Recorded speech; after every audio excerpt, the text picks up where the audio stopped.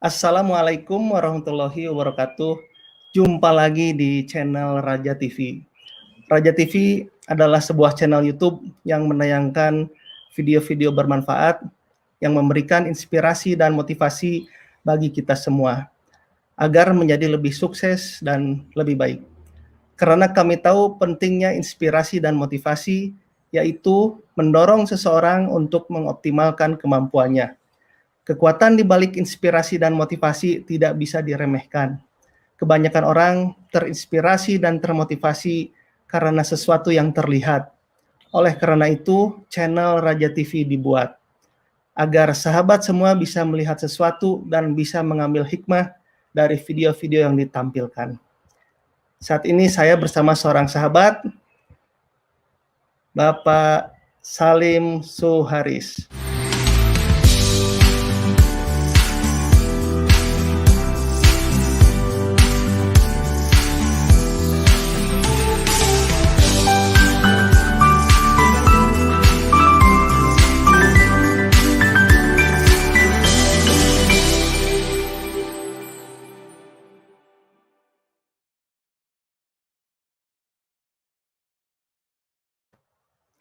Assalamualaikum warahmatullahi wabarakatuh.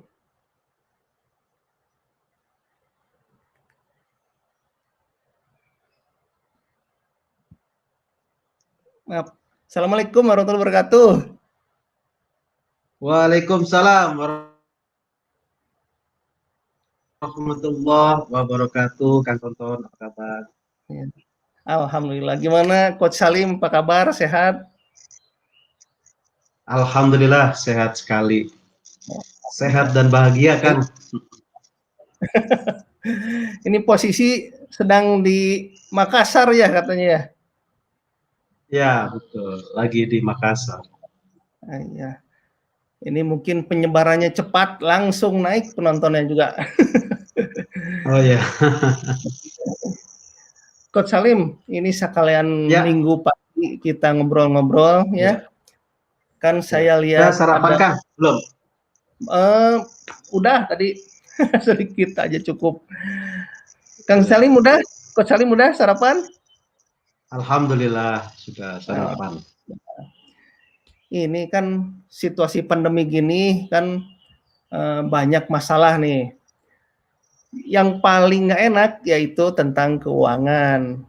Menurut Coach Salim, kesalahan-kesalahan apa sih yang jadi masalah itu di bidang keuangan, apalagi UKM atau perusahaan besar juga sama aja kalau misalnya nggak beres sih. Silahkan Coach Salim. Ya, jadi pandemi ini memang bisa dianggap sebagai stempel, Kang. Stempel untuk memvalidasi sebenarnya bisnis kita ini dahulunya seperti apa tata kelolanya. Kalau bisnisnya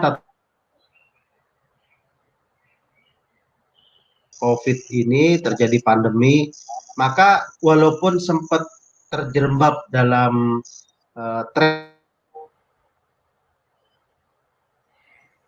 apa dalam aktivitas usahanya. Nah, namun bagi yang kemarin-kemarin ini bisnisnya bermasalah, namun masih bisa menjalankan bisnisnya, itu akhirnya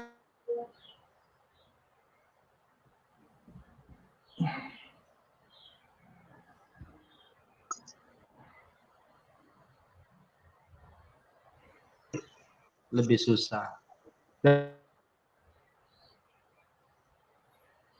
Nasional. Coach Salim, sinyal internetnya kayaknya di sana ini Putus-putus ya? ya. Ini udah bisa nyambung lagi belum? Nah, udah bisa. Udah bisa ya. Ya. Ini tadi pakai sinyal tempat menginap Kang, tapi akhirnya nggak tahu tiba-tiba putus. Ini kita coba pakai teteringnya handphone, mudah-mudahan nggak terganggu. Ya, ini dari temen, dari Pak Rahardi katanya, ya mungkin katanya pernah Oh ketemu, iya, sukses oh acaranya. iya,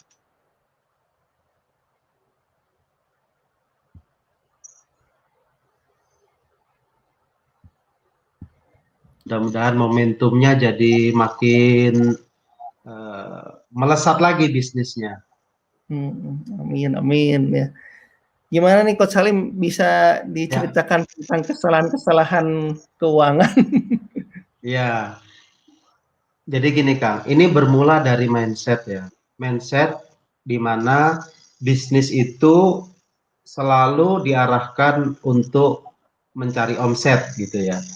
Nah, akhirnya bisnis-bisnis yang baru hadir, baru bertumbuh gitu, menomorssekiankan pemahaman tentang finansial kan. Kan banyak tuh kita dengerin dari berbagai tempat-tempat pemberdayaan gitu ya. Yang penting bisa jualan. Nanti ketika sudah ada yang dikelola, lebih enak ngelola keuangannya. Terus ada lagi yang menyatakan begini, kalau ngelola finansial itu paling enak kalau ada yang dikelola. Nah, kalau nggak ada yang dikelola, apa yang mau dikelola? Akhirnya mindset dari teman-teman UKM kita itu, oh kalau gitu ngurusin finansial nomor sekian. Nah, ini yang perlu diluruskan karena kalau kita belajar sesuatu, tentu harus disesuaikan dengan levelnya. Misalnya belajar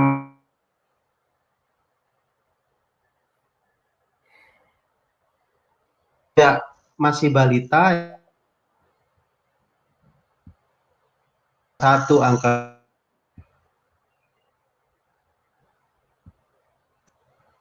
bahkan mungkin ketika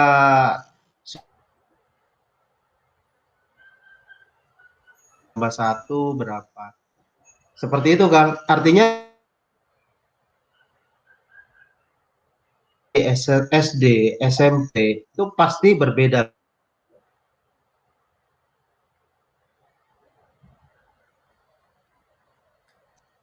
Coach Salim, Baru hadir ya, ya, ya Kang. suaranya putus-putus tadi. Ya, mulai Ya, lagi. putus-putus ya. Ya, kita berdoa semoga Allah memudahkan. Ini pakai sinyal handphone nih Kang, terpaksa. Tadi udah nyoba pakai sinyal dari hotel ternyata terkendala terus. Ya, bismillah lah, mudah-mudahan dilancarkan Allah. Ya, Saya kita ulangi lagi ya. ya, Ya, jadi ketika kita memahami finansial itu tentu disesuaikan dengan level dan kadarnya.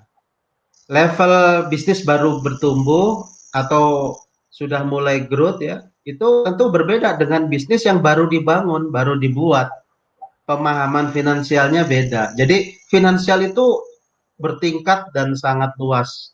Namun kita bisa melihat akhirnya ketika pemahaman finansial itu tidak diperkenalkan sejak dini, sejak awal, begitu bisnis itu mulai tumbuh, yang terjadi adalah banyak kesalahan demi kesalahan. Udah mulai bisa menghadirkan produk yang diminati market, udah mulai bisa jualan, udah mulai bisa menduplikasi, finansialnya keteteran. Kenapa? Karena ditinggalkan ketika awal bisnis itu dijalankan.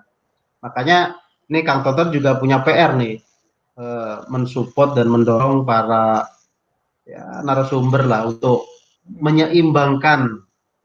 Jadi belajar marketing, ayo. Belajar finansial juga perlu. Bahkan sejak bisnis itu belum dibuat, finansial sudah dipahamkan terlebih dahulu. Kayak gitu kan. Nah, sekarang kita mencoba nih, ini nggak tahu waktunya mudah-mudahan cukup apa enggak. Saya mengidentifikasi ada 20 kesalahan yang sering dilakukan oleh para pengusaha khususnya UKM. Ya, jadi concernnya khususnya UKM artinya dia masih startup, masih mencoba untuk berjalan atau bahkan yang sudah mulai grow up itu juga mengalami kesalahan-kesalahan yang nanti akan kita bahas. Nah, untuk kesalahan pertama yang paling sering ditekankan oleh banyak orang,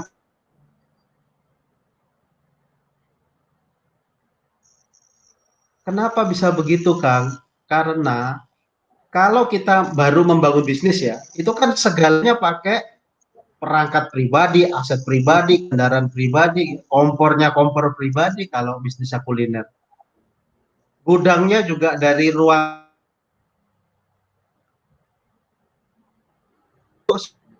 semuanya. Dan mungkin ketika angkanya sementara itu nggak masuk di dalam estimasi perhitungan sejak awal, maka yang terjadi adalah, loh, kok tiba-tiba bisnis saya jadi untungnya sedikit ketika bisnisnya makin bertumbuh. Harusnya kan ketika bisnis bertumbuh makin banyak gitu. Iya, iya, iya. Nanti kita tanyanya gini, Kang, kalau ada 1 dikalikan dengan 1, hasilnya kan 1. Kalau Ya. ada 10, ya, dikalikan dengan 1, hasilnya 1. Hasilnya 10. Kalau ada 50 dikalikan dengan 1, hasilnya juga 50. 50. Nah, kenapa? Karena positifnya makin banyak, ketika dikalikan dengan sesuatu yang positif, hasilnya juga akan positif. Tapi sekarang permasalahannya, bisnis Kang Tonton ini main 1 gitu. Main 1 nih, Kang. Lalu diduplikasi, ya, dikalikan dengan apa namanya itu 1. Nilainya main 1. Nanti main 1-nya ini dikalikan dengan 2, bikin 2 outlet. Ya, main 1 kalikan dengan 2, hasilnya main 2. Main 1 dikalikan dengan 10, hasilnya main 10. Mainnya 10 ketika bisnisnya masih 1, dikalikan dengan 1, maka dia main 10. Begitu diduplikasi jadi 2, langsung main 20, kan. Begitu duplikasi jadi 5, langsung main 50. Artinya semakin negatif kesehatan bisnisnya ketika diduplikasi, itu bawa mudarat yang jauh lebih besar. Kenapa bisa begitu? Awal mulanya dari nggak bisa bedain keuangan pribadi dengan keuangan bisnis. Padahal ketika kita membangun bisnis itu, yang kita lakukan kan mengorbankan. Jadi kita ngorbanin nih, saya berkorban sesuatu dengan harapan apa? Dengan harapan bisa mendapatkan keuntungan yang jauh lebih besar. Nah, kalau misalnya yang dikorbankan nggak bisa kita hitung, ketika mendapatkan sesuatu kan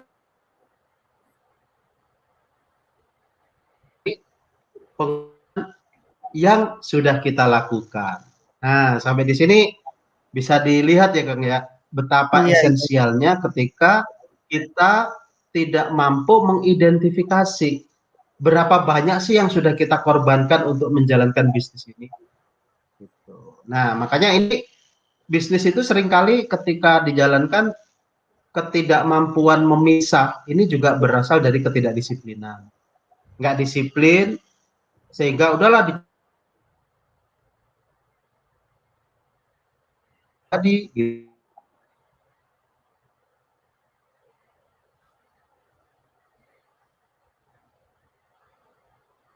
ketika bayar listrik itu satu kesatuan tuh sama yang ada di rumah gitu.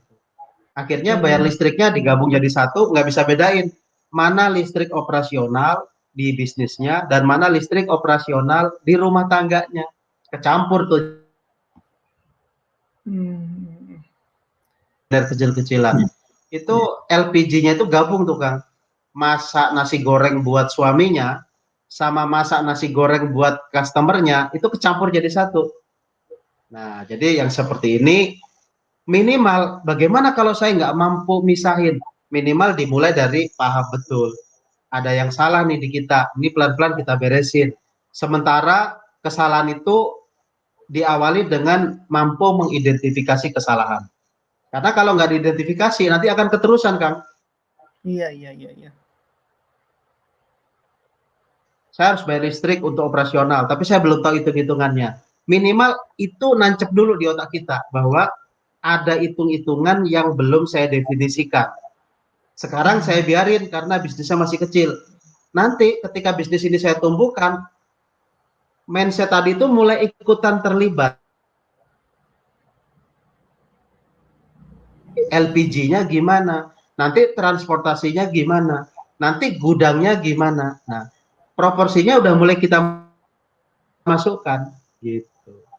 Makanya kalau di teman-teman UKM sering kita arahkan minimal kalau nggak ketemu nilai aslinya, langsung aja didefinisikan berapa persen untuk operasional, berapa persen untuk overhead, berapa persen untuk anu, sehingga angka-angka itu dijadikan patokan yang nanti akan diukur secara terus-menerus. Kayak gitu. Itu kalau kebalik kan. Jadi bisnis ditopang sama harta pribadi. Nah,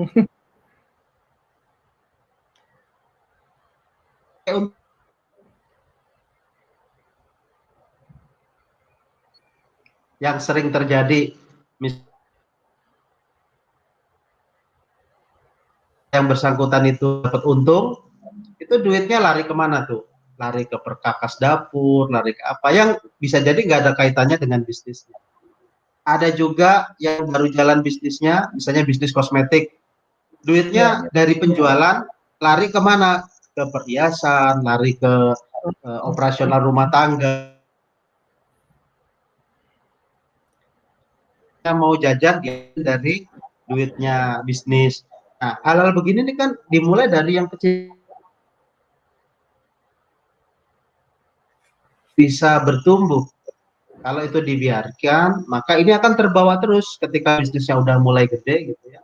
Misalnya bisnisnya udah kayak yang tonton nih, ngelihat di rekening ada duit 150 juta nih. Kayaknya kita perlu beli Brompton lagi nih ya. Kayak gitu. Padahal nggak ada kaitannya sama bisnis. Tapi duitnya pakai buat pribadi ya. di ini lebih parah lagi kan. Kalau yang duitnya bisnis ke untuk pribadi. Makanya nggak jarang ketika banyak pengusaha itu bilang gini, ini kemana?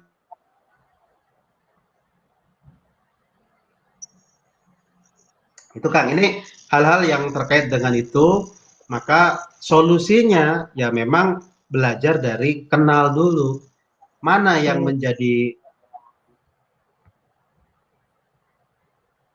Nah, kalau kita sudah bicara keuangan Kang, itu harus bisa dibedain sama uang.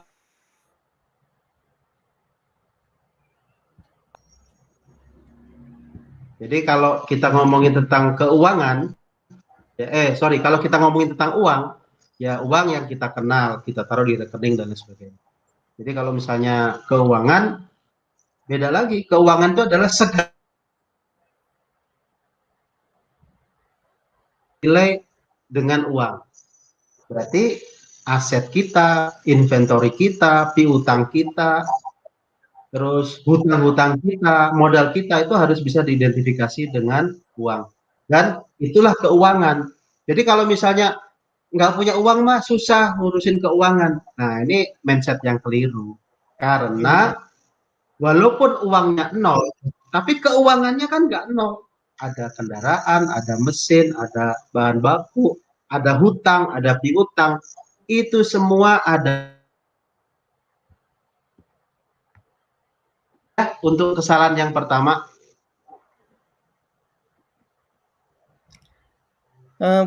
Coach Salim, ini untuk teman-teman pemirsa, kalau mau ada pertanyaan, silahkan tulis di chat ya. Jangan komen saja. Nih, silahkan jangan ikut nyimak. Silahkan kalau ada pertanyaan, silahkan ya. Nanti mungkin sepertinya kita akan ngulang aja. Coach Salim, sinyalnya putus-putus, tapi nggak apa-apa. Sekarang kita lanjutkan saja. Ya. Silakan. Yang kedua, Kang. Kesalahan kedua adalah nggak mampu mencatat transaksi secara reguler. Reguler ini artinya gini, Kang. Hari ini transaksi ini ada bukti transaksinya, bukti fisiknya, sudah ditunda, kadang-kadang seminggu baru direkap seperti itu ya. Itu yang bisa merekap seminggu sekali. Ada lagi yang nggak pernah dilakukan secara disiplin, kadang dibikin, kadang enggak, kadang dibuat, kadang enggak. Nah ini perlu dijadikan sebagai perhatian. Biasanya saya mentargetkan standar normanya adalah transaksi kemarin harus sudah sanksinya itu H-1 kan. Kemarin transaksi ini sampai jam 9 malam misalnya. Hari ini harus tuntas. Jangan sampai tertunda sampai besok. Sehingga aktivitasnya tidak banyak. Transaksinya dibukukan. Nah, kadang-kadang kalau lagi giat bikin transaksi itu bikin transaksi gitulah, kemudian dicatat di entah itu di handphone, dicatat di buku, di apa, tapi tidak pernah direkam menjadi jurnal. Nah, ini yang harus dilakukan secara reguler. Kalau udah reguler, Kang, minimal laporan keuangannya nanti kalau sudah jadi adalah laporan keuangan kondisi kemarin, bukan kondisi bulan lalu, bukan kondisi 3 bulan yang lalu. Betul, betul. Itu Kang, Banyak. ini harus gitu. Oh iya banyak. Saya khawatir jangan-jangan Kang Tonton juga begitu. Enggak sampai sebulan, masih dari beberapa hari. Tapi kalau tercatat otomatis di admin tercatat otomatis. Cuman pengeluaran yang tidak tercatat otomatis. Iya. Ya itu kata-kata itu nanti saya koreksi itu Kang. Kata-kata pengeluaran nah, nanti masuk di kesalahan berikutnya itu Kang. Iya, iya, iya, iya. Nah, kita lanjut ke Ya.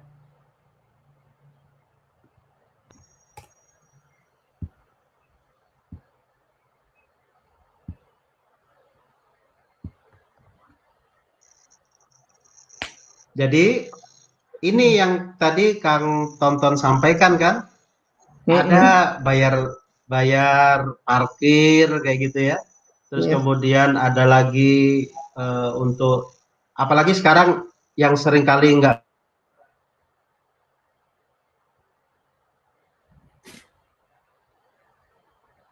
top up. Harusnya ini lebih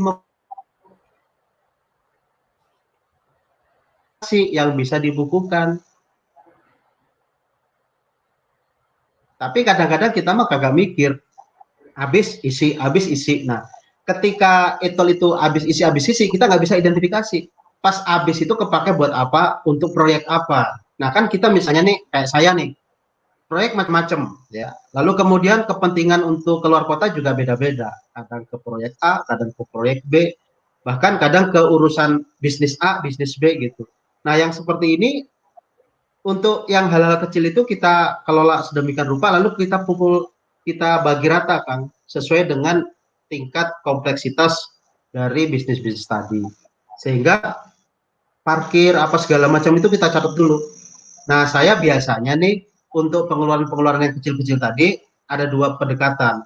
Yang pertama kita bikin yang namanya alokasi khusus terbatas. Alokasi khusus terbatas kita batasi tuh, misalnya di angka sekitar 100.000. Nah, 100.000 itu kita pakai apa aja, pokoknya 100.000 itu jadi definisi biaya tertentu gitu. Nanti habis diisi lagi, per 100.000. Jadi nanti kita nyatet di pembukuannya per 100.000. Nah, tapi kalau level saya, itu setiap transaksi itu saya rekap tuh. Biasanya pakai notepad-nya handphone gitu ya, direkap, pakai buat apa. Sehingga nanti untuk yang kita nggak bisa identifikasi, wah ini sisa 1.500 nih buat apa. Nah, kemudian kita bisa catat sebagai pengeluaran tidak terdefinisi. Kalau dulu, pengeluaran walaupun 100 rupiah, mereka bisa melakukannya. Karena kita ajarin untuk bagaimana mengenali hal-hal yang kecil. Nah, kalau misalnya contoh transfer antar rekening, antar bank ya, kan 6.500 tuh. Itu 6.500 kalikan berapa tuh Kang? Kalau misalnya kita transfer 1 bulan 20 kali, kan sudah 130.000 tuh Kang. Kan ya lumayan juga untuk angka pengeluaran yang tadinya kita nggak anggap. Saya ini ratusan. Contoh-contoh, wah pagi Kang Tonton ratusan kali tuh. Kalau 100 kali udah 1 juta, 200 kali sudah 1.300.000. ATM-nya atau biayanya adalah 6.500, kan ada yang 7.500 juga. Nah, jadi pengeluaran-pengeluaran kecil ini mutlak harus diidentifikasi dalam rangka kita memastikan bahwa uang yang hilang itu benar-benar terpakai yang sering saya temukan karena banyak duit Kang, banyak duit mah duit 100.000 mah buat apa, selalu kayak gitu. Padahal yang bersangkutan Iya. lupa bahwa 100.000 itu penanggung jawabnya adalah tim kita. Nah, tim kita ajarin gimana 100.000 itu bisa eh, terpakai dengan 100 nih, Betul. 100.000 paling sama bos kita nggak dianggap gitu kan. Begitu dia lalai, dia juga ikutan mengeluarkan biaya dengan tidak memperhatikan sebenarnya itu potensi plusnya untuk apa, manfaatnya untuk apa. Nah, Iya, jadi betul. cara kita ngajarin ke tim tergantung dari cara kita dalam menghargai pengeluaran-pengeluaran yang kecil tadi itu kan. Mm. Gitu. Ini Iya, itu kalau di kalau mm, kalau saya kan ini ada Raja View tuh, kan itu penonton kan banyak. ya, ya, Seminggu 2 kali itu ratusan itu. Wah, banyak. Ternyata kalau beda bank kan 6.500 saya lihat sih, cuman nanti nah, di ya, akhir bulan aja pengeluarannya. ya, ya itu tetap harus diperhatikan lah. Nanti mesti ada pendekatan. Pendekatan itu kita kenal dengan dua, Kang. Jadi yang pertama adalah detail, yang kedua adalah delay, gitu ya. Detail, logikanya gini, Kang. Semakin detail, semakin besar effort. Ya, semakin detail, semakin besar effort. Semakin besar effort, sudah pasti semakin banyak biaya. Itu turunan Mhm. logikanya, Kang. Nah, biaya yang keluar harus dikomparasi dengan kebutuhan akan detail itu. Kalau detail itu dibutuhkan, maka kita akan komparasi dengan berapa biaya yang bisa kita tolerir untuk memenuhi kebutuhan detail itu, Kak. Mhm. Itu detail. Ya, detail itu berarti menghitung secara rinci seperti yang saya contohkan tadi itu kan ada effortnya tuh. Nah, Iya, iya. effortnya berapa rupiah sebanding tidak dengan manfaat akan detailnya itu sendiri. Mmm. Yang kedua adalah delay. Delay itu berarti penundaan. Penundaan ini terkait dengan seberapa mampu kita menghadirkan informasi real time. Mmm. Misal sebagai contoh, laporan hari ini adalah menginformasikan hari ini. Kalau pakai software itu udah real time, Kang. Iya, real time. Dari transaksi lalu kemudian langsung ada rekapnya, ada pembukuannya gitu kan.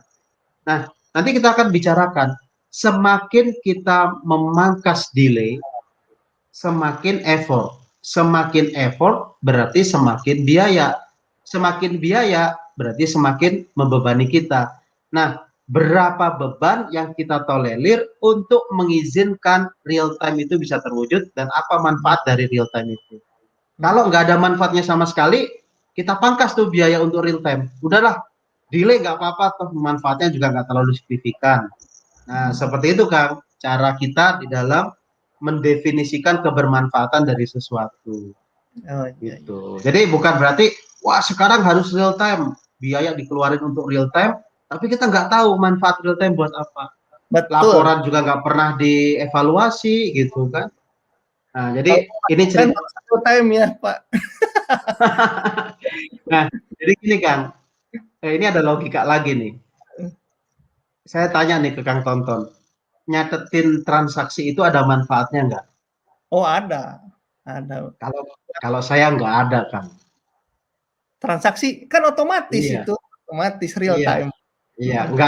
nggak ada manfaatnya. Kalau Kang Tonton tidak mampu membaca hasil transaksi itu. Oh, iya.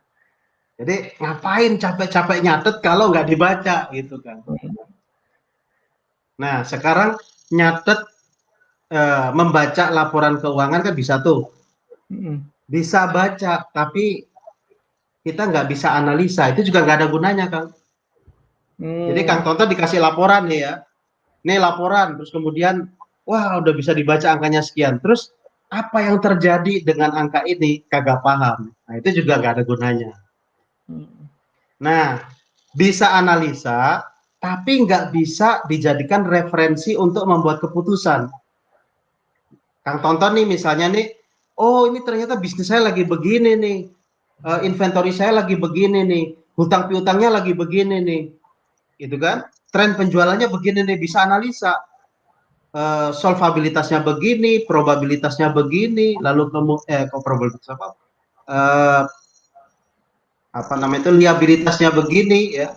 Terus kemudian profitabilitasnya begini, bisa analisa, tapi tidak bisa dijadikan untuk referensi ngambil keputusan. Itu juga gak ada gunanya.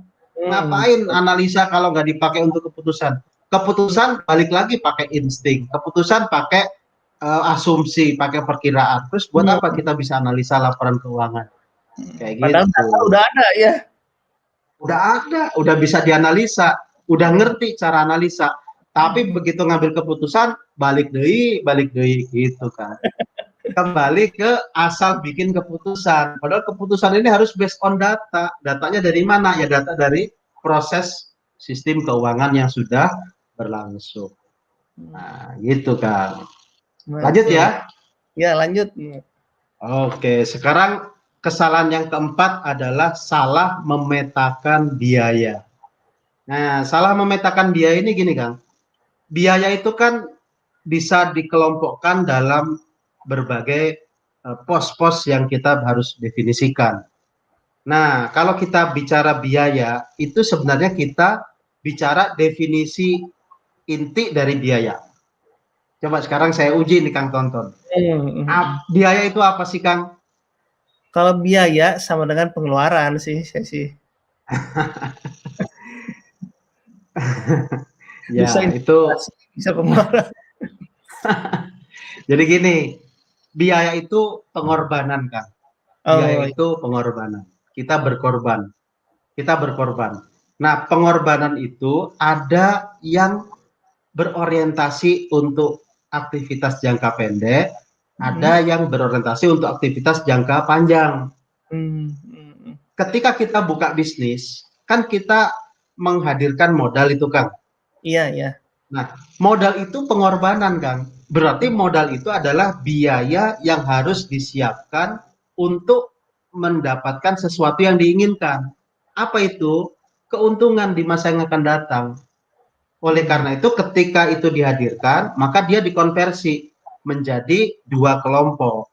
Yang pertama, biaya yang bersifat jangka panjang, disebut dengan aset. Nah, bingung nggak? Aset kok biaya gitu? Ya, aset itu biaya karena pengorbanan kita untuk menghadirkan keuntungan tadi. Asetnya bisnis maksudnya. Yang kedua, menjadi expenses ya, atau beban usaha yang langsung diakui membebani keuangan kita secara periodik dari waktu ke waktu. Makanya susunannya baik itu sebagai aset maupun sebagai expenses ya, beban, itu sama-sama menjadi debit di dalam aktivitas pencatatan. Kang Tonton nambah aset itu debit, Kang Tonton nambah beban itu juga debit. Dua-duanya debit, Kang. Artinya kalau dua-duanya debit ini berarti dua-duanya satu kelompok gitu. Antara aset dengan beban itu satu kelompok. Makanya Betul. aset itu kita sebut dengan beban yang tertunda gitu kan. Jadi bukan hanya keinginan yang tertunda aja sesuai judul lagu, ada juga beban yang tertunda, Kang. Tapi aset kan bisa dijual kan? Oh iya, karena itulah maka aset itu tidak langsung diakui sebagai beban. Dia sifatnya dihadirkan untuk menghasilkan manfaat yang manfaat itu nanti kepakai untuk meningkatkan keuntungan. Makanya ada yang namanya return on asset, Kang. Return on asset. Kang Tonton dapat kembalian dari kehadiran aset. Jadi aset itu dihadirkan, lalu kemudian menghasilkan return. Returnnya dalam bentuk profit. Berapa besar aset yang dihadirkan dibandingkan berapa profit yang harus didapatkan, nanti menjadi rumus dari produktivitas, Kang.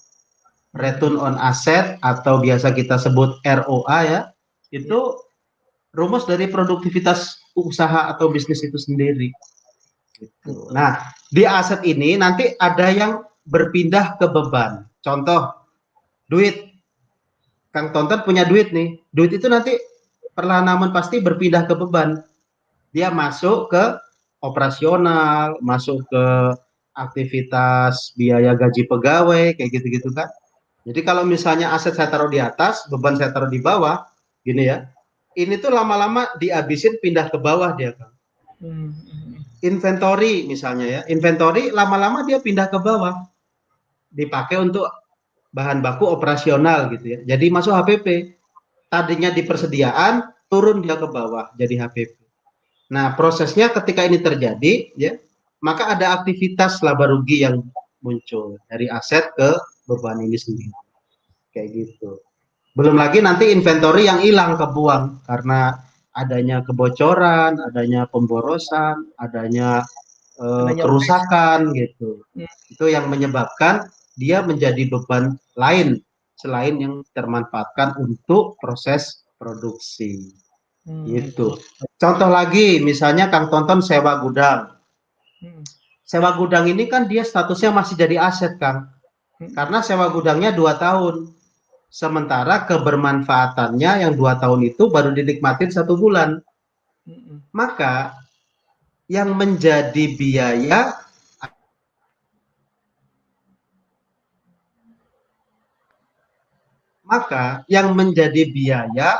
dalam kategori beban hanya yang 1 bulan.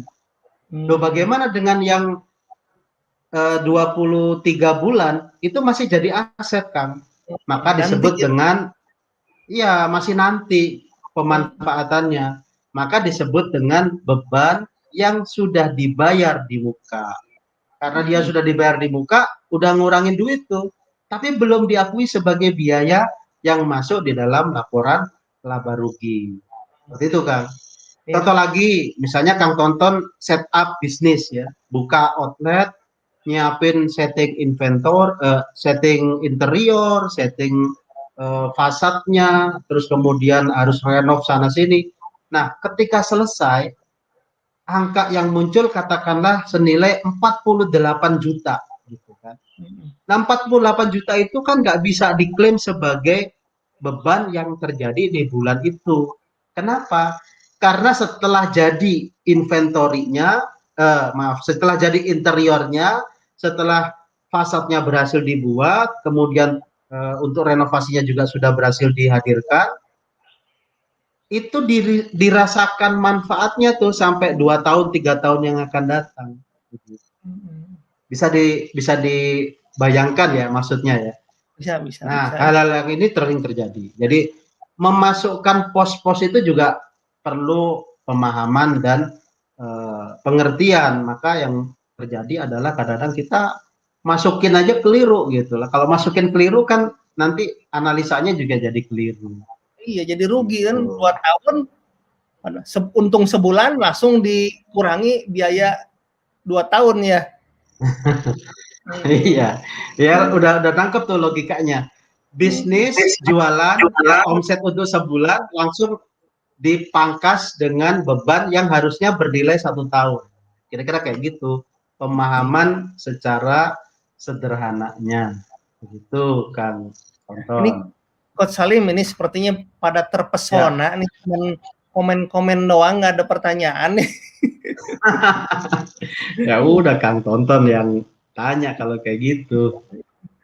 Kalau saya tadi seneng tadi tentang pengeluaran ya, tadi sebelumnya saya bilang pemasukan sih tercatat rapi ya, yang pengeluaran sebulan sekali dicatatnya, karena kalau biaya iklan kan bisa dibuat seminggu, sebulan, kelihatan di jumlah, baru dikurangi dari pemasukan. Ya. Nah, sekarang saya kasih contoh kasus tuh Kang, iklan ya. Ketika iklan kita hadirkan ya, iklan kita hadirkan di aktivitas apa, misalnya pakai Facebook Ads atau Google Ads kayak gitu. Nah, iklan itu deposit dulu atau bayar belakang? Bayar belakang. Bayar belakang. Bayar belakang. Nah, kadang-kadang ketika bayar belakang itu, Kang Tonton kan tidak mendefinisikan yang dibayarkan itu masuk ke proyek yang mana. Kan Kang Tonton yang menjadi project untuk iklannya kan nggak cuma satu objek, Iya, iya. ada banyak tuh ya. Tapi ketika ngebayar itu digabung jadi satu. Misalnya keluar tagihan 48 juta gitu. Ini 48 juta bebannya mau ditaruh di mana? Ditaruh di yang project 1 kah atau project 2 atau project 3? Nggak bisa didefinisikan. Karena itu akhirnya project 1 seolah-olah untung gede kan, karena iklannya nggak masuk tuh di situ. Ini Betul. contoh-contoh yang sering Ya. terjadi di teman-teman.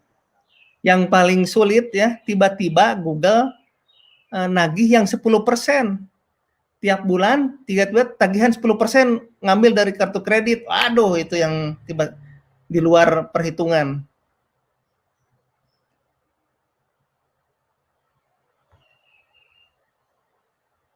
Halo? Aduh, sinyal. Coach Salim nih, mumpung ada pertanyaan nih. Coach Salim. Tes 1, 2, 3. Maafkan kepada para pemirsa. Sinyal internet di Makassar sepertinya masih kurang bagus nih. Waduh, keluar dulu, nanti masuk lagi sebentar ya.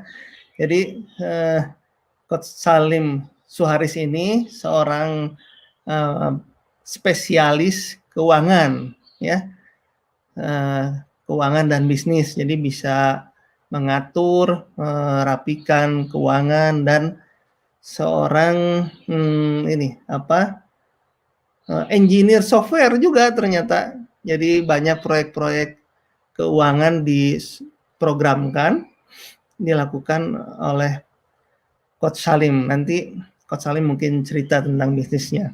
Dan kalau untuk mengetahui kegiatan beliau tentang workshopnya, itu ada di tulisan berjalan finclass.id workshop.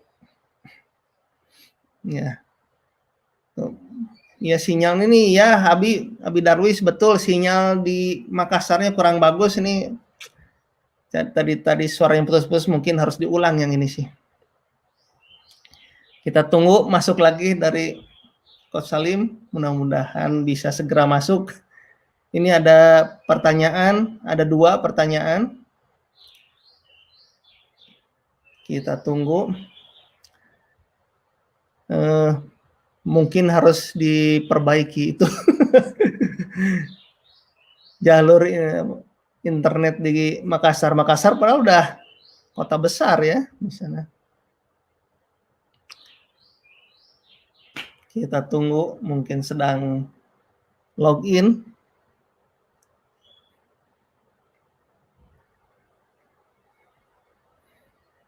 Coach Salim ini sering mengisi acara di Grounded Business Coaching di Malang, memberikan banyak penjelasan dari borang-borang, dari penelitian-penelitian tentang strategi-strategi bisnis.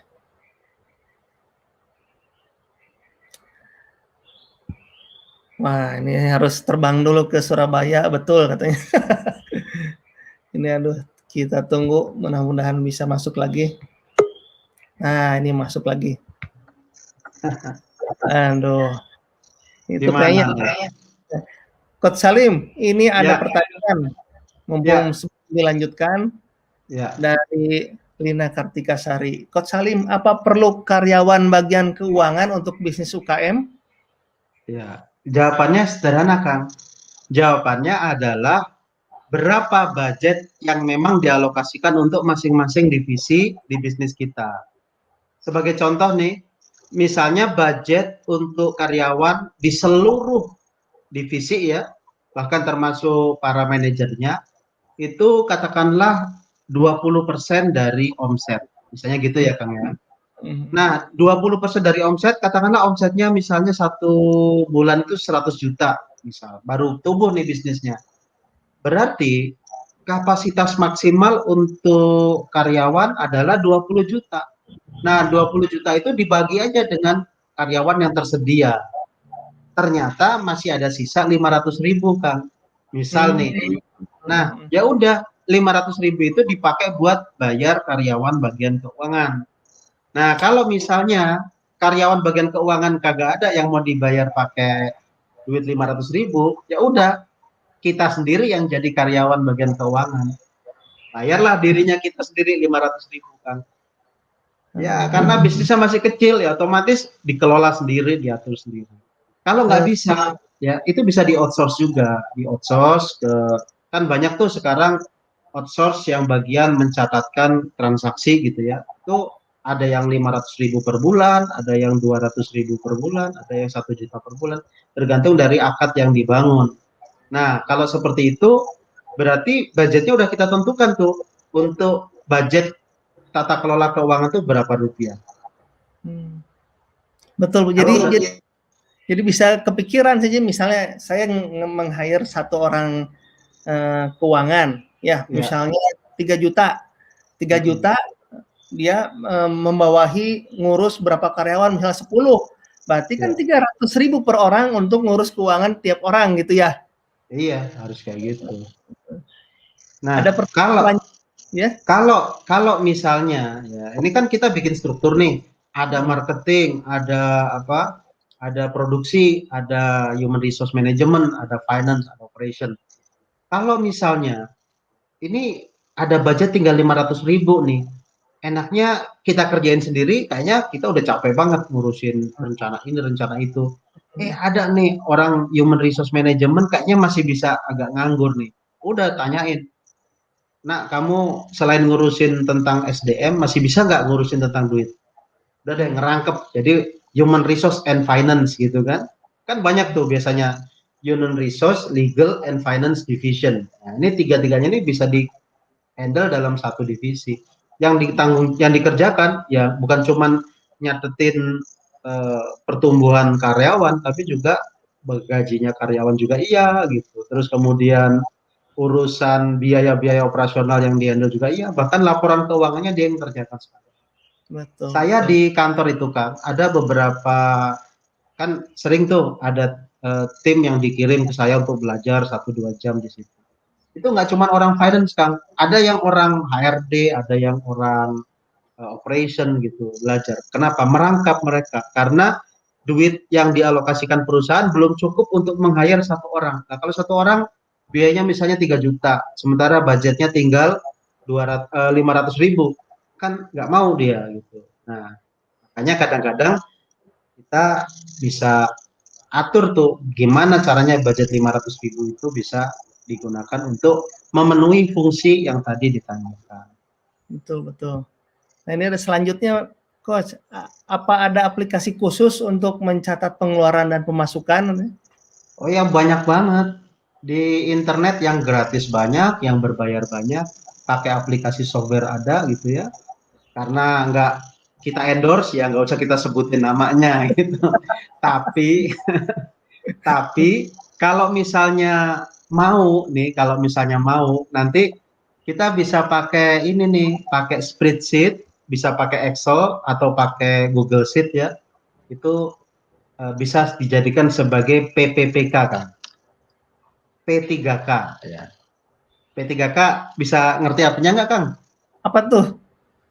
Pertolongan pertama pada kesemrawutan.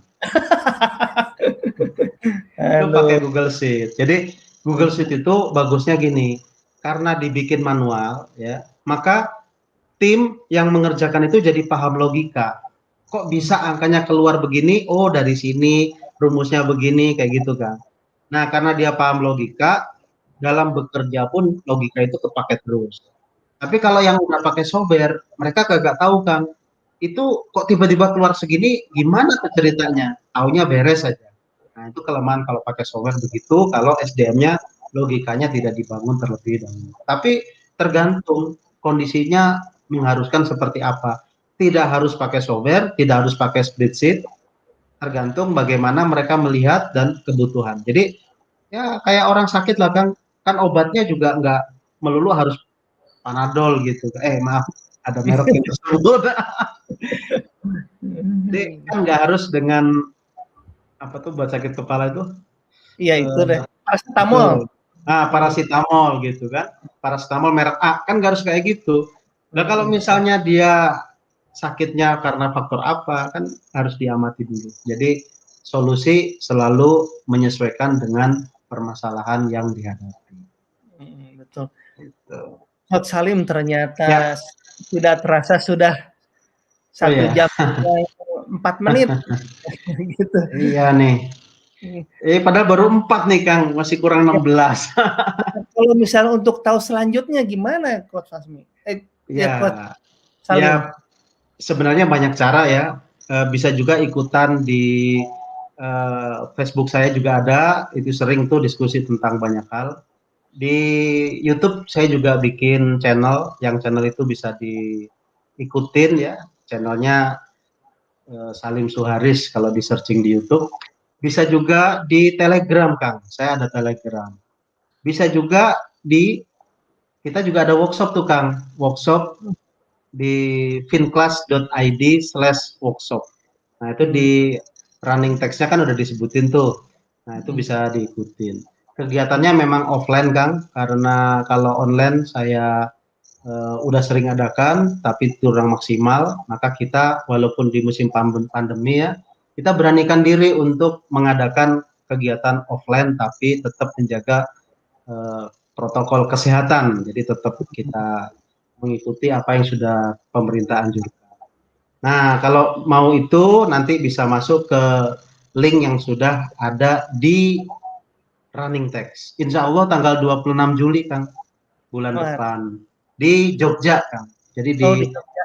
Ya, Truly Asia, gitu, Kang. Sip.